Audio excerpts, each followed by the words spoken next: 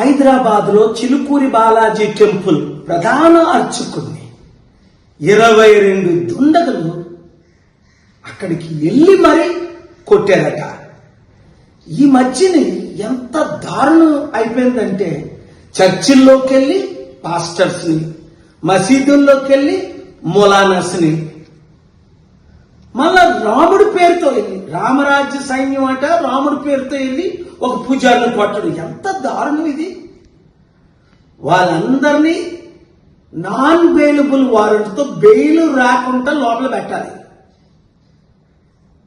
సరి అయిన యాక్షన్స్ తీసుకుంటేనే ఇలాంటి అవినీతి అక్రమం దేవుడి పేరుని మందిరాల పేరుని తగ్గుతాయి. లేదంటే ఈ దేశం సర్వనాశనం అయిపోద్ది.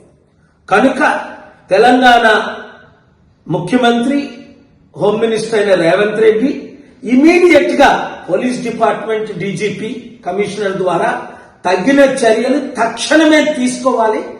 ఇలాంటి దారుణాలు ఎక్కడా జరగకూడదు. ముఖ్యంగా చర్చెస్ లో, మందిరాల్లో, టెంపుల్స్ లో జరగకూడదు.